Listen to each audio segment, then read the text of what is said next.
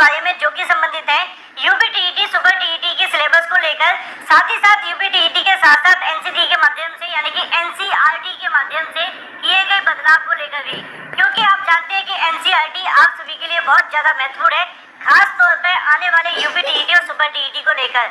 इसी के साथ बात करेंगे 69,000 शिक्षक भर्ती, इसके अलावा बिहार शिक्षक भर्ती में योगी सरकार के प्रवक्ता के लड़की को नौकरी मिल जाने के बाद से हुए बवाल के बारे में, और यूपीएससी से 2 नई नोटिस भी जारी हुई हैं।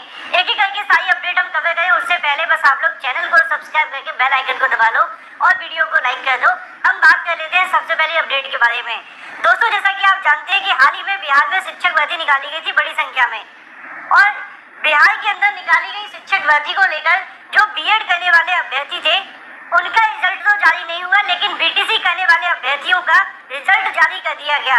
तो वहीं दूसरी तरफ योगी सरकार के माध्यम से आए दिन नए नए डाटा जारी किए जाते हैं, जिसमें वो दावे करते हैं कि उत्तर प्रदेश के अंदर बड़ी संख्या में रोजगार भर्तियां नौकरियां दी जा रही हैं, और बड़ी संख्या में जो बेरोजगारी दर है वो कम हो रही है। कभी 6 लाख, कभी 7 लाख, तो कभी करोड़ों के अंदर रोजगार गिनाया जाता है। लेकिन अब इसके बाद यहाँ योगी सरकार के प्रवक्ता की लड़की का ही चयन हो जाता है। एक होता है कि उस लड़की का चयन हो जाता है, बात यहीं पे खत्म हो जाती है, लेकिन दूसरा ये होता है कि उसको बधाइयां देकर सोशल मीडिया के माध्यम से बता दिया जाता है। फिर उसके बाद में तो निश्चित तौर पे जो विपक्षी पार्टी है वो इसको कहीं न कहीं यहाँ पर टारगेट तो करेंगे ही करेंगे, क्योंकि एक तरफ उसी सरकार के प्रवक्ता ये कहते हैं कि हमारे प्रदेश के अंदर बड़ी संख्या में भर्ती आ रही है और बाहरी राज्य के युवा हमारे राज्य के अंदर आ रहे हैं, लेकिन जब खुद के ही बच्चे बाहरी राज्यों में जाकर नौकरी करेंगे जहाँ पे ना तो आपकी सरकार है और ना ही आपसे कोई ज्यादा कुछ संबंध है। मुद्दे पे आते हैं। मुद्दा आप सभी के सामने एसएन सिंह जी आपको देखने के लिए मिलेंगे, और इनके नाम में बीजेपी लिखा है, तो मुझे ज्यादा आपको सबूत देने की आवश्यकता नहीं है। नीचे लिखा हुआ है कि जगत जननी माँ वैष्णो देवी की कृपा से मेरी छोटी बेटी शिखा सिंह का चयन बिहार लोक सेवा आयोग के द्वारा विद्यालय अध्यापक के पद पर हुआ है। और जानकारी के लिए आपको बता दूं कि यहाँ पे जो सैलरी मिलती है वो 25,000 के समथिंग होती है, जो कि उत्तर प्रदेश के अंदर शिक्षक भर्ती में 40 से 45,000 आपको सैलरी देखने के लिए मिलती है। लेकिन बावजूद इसके बीजेपी प्रवक्ता योगी सरकार जी के प्रवक्ता यहाँ पे जाकर वहाँ जाते हैं अपनी बेटी के लिए, उसको वो कहते हैं कि बिहार में उनका सिलेक्शन हो गया है, जिसके लिए उनको ढेर सारी शुभकामनाएं। इसी को लेकर अगर बात की जाए तो विपक्षी पार्टियों के माध्यम से यहाँ पर टारगेट भी किया गया, जैसा कि आपको देखने के लिए मिलेगा। राष्ट्रीय जनता दल के माध्यम से ट्वीट करके कहा जाता है, हे यूपी बीजेपी के प्रवक्ता, आपकी बेटी का बिहार में निष्पक्ष चयन समता मूलक राजनीति एवं समावेशी विकास के प्रयास से देखने के लिए मिला है। ऐसे में न्याय प्रिय समाजवादी पार्टी सरकार के रहनुमा नीतीश कुमार एवं नौकरी रोजगार के मुद्दे पर राष्ट्रीय विमर्श बनाने के लिए लोकप्रिय उप मुख्यमंत्री तेजस्वी यादव की उच्च सोच एवं कृपा से हुआ है। यानी कि मुद्दे की बात यह है कि जब मुद्दे पे कहने की आप बोलोगे, सोशल मीडिया पे आकर जानकारी दोगे, तो निश्चित तौर पे घेरा तो जाएगा, क्योंकि नौकरी जो मिली है वो किसी दूसरी सरकार के अंडर में जाकर मिली है। अब यहाँ पे सरकार की बात नहीं है, मेहनत करने वाले को नौकरी मिलती है तो सत्य है, लेकिन अगर सरकार भर्ती नहीं निकालेगी तो नौकरी किसको मिलेगी? ऐसा ही कुछ आपको यूपी में देखने के लिए मिलता है। जब एसएन सिंह जी से पूछा जाए कि भर्ती को लेकर उत्तर प्रदेश में क्या अपडेट है, तो वो गिनाने लग जाते हैं कि हमारी सरकार ने इतनी भर्तियां दी है, इतनी नौकरियां दी हैं, और लाखों करोड़ों की संख्या में उत्तर प्रदेश के अंदर बीएड बीटीसी करने वाले अभ्यर्थी बैठे हुए हैं। अब ऐसे में उनके ही प्रवक्ता की बेटी, जो कि निश्चित तौर पे बीटीसी होंगी, क्योंकि आप जानते हैं बीएड को तो नौकरी मिली नहीं है, अब खुद की बेटी जब बीएटीसी हो तो ऐसे में उनको मुद्दा उठाना चाहिए कि भाई प्रदेश के अंदर नौकरी अगर मिल जाती तो ज्यादा बेहतर रहता। बाकी आपकी राय क्या है वो महत्वपूर्ण है, कमेंट करके बता देना। चलिए वापस आ जाते हैं अपनी अगली अपडेट के बारे में, यूपी टीईटी और सुपर टीईटी के सिलेबस को लेकर। दोस्तों, आने वाले यूपी टीईटी और सुपर टीईटी सिलेबस में कुछ बड़े बदलाव आपको देखने के लिए मिलेंगे। अगर आपने मेरा कुछ दिनों पहले वीडियो देखा भी था यूपी टीईटी से और इसके अलावा सुपर टीईटी सिलेबस को लेकर, जिसमें मैंने आप सभी को जानकारी दी थी कि आने वाले समय के अंदर इन दोनों के अंदर आपको एनसीईआरटी पाठ्यक्रम लागू होता हुआ दिखाई देगा। उसकी खास वजह यह है कि यूपी टीईटी को लेकर एक बार मामला सुप्रीम कोर्ट में गया था। सुप्रीम कोर्ट के अंदर अपीयरिंग वाले अभ्यर्थियों के संबंध में मामला जाता है, तो वहाँ पर सुप्रीम कोर्ट ये कहती है कि आप यूपी टीईटी को थोड़ा इस तरीके से टफ बनाइए जिससे कि अपीयरिंग वाला अभ्यर्थी कम से कम इसको क्रैक न कर पाए। यानी कि परीक्षा में बैठे वो अच्छी बात है, लेकिन पेपर को पैटर्न को इतना टफ बनाइए कि कम से कम जो अभ्यर्थी परीक्षा में बैठ रहा है उसको थोड़ी दिक्कतों का सामना करना पड़े, है ना। सुप्रीम कोर्ट ने ऐसा कहा था। तो ऐसे में उसके बाद से यूपी टीईटी परीक्षा देखने के लिए नहीं मिली है। अब यूपीटीईटी के अंदर जानकारी भी दी गई थी कि आने वाले समय के अंदर एनसीईआरटी पाठ्यक्रम को लागू कर दिया जाएगा, जैसे कि सीटेट के अंदर देखने के लिए मिलता है।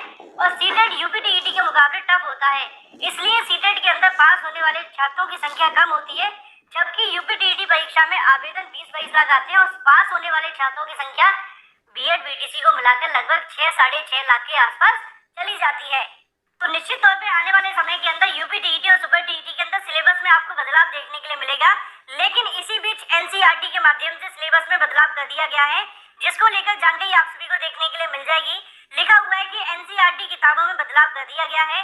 जहां पर एनसीईआरटी किताबों में इंडिया नाम का इस्तेमाल किया जाता था, उसे बदलकर अब उन्होंने भारत कर दिया है। नीचे लिखा हुआ है कि एनसीईआरटी किताबों में इंडिया का नाम अब भारत कर दिया गया है।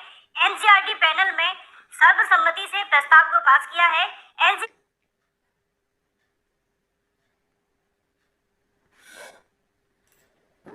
यूट्यूब पे कार्टून स्टोरीज वीडियोस बहुत देखी जाती है और इस तरह के वीडियोस जो क्रिएटर क्रिएट करते हैं वो भी अच्छी अर्निंग करते हैं ऑनलाइन। एनसीईआरटी किताबों में अब सिर्फ भारत आपको लिखा दिखाई देगा, यानी कि अगर अब भारत लिखा हुआ है तो आने वाले समय के अंदर जो परीक्षा में क्वेश्चंस देखने के लिए मिलेंगे तो वो भी आमतौर पे आप सभी को भारत से संबंधित ही देखने के लिए मिलेंगे।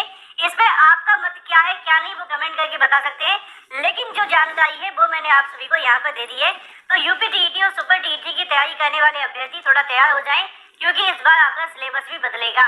इसी के साथ अगर बात कर लीजिए 69,000 शिक्षक भर्ती के ब्रिज कोर्स के बारे में, क्योंकि लगातार अभ्यर्थी पूछ रहे थे इसे 69,000 शिक्षक भर्ती को लेकर ब्रिज कोर्स के बारे में जो नोटिफिकेशन वायरल हो रहा है उसके बारे में बताया जा रहा है कि ब्रिज कोर्स शुरू होने वाला है, कब से शुरू होने वाला है, कब तक देखने के लिए मिलेगा, और भी बहुत सारे दावे और वादे किए जा रहे हैं। तो मैंने इसको लेकर दोपहर को भी एक वीडियो बनाया था जिसमें आप सभी को समझाया था कि असल में कुछ 69,000 शिक्षक भर्ती के अभ्यर्थियों के माध्यम से भारत सरकार के गृह मंत्रालय को एक नोटिस भेजा गया था, जिसको आप पत्र कह सकते हैं, जिसकी संख्या यहाँ पे लिखी हुई है और डेट भी पड़ी हुई है।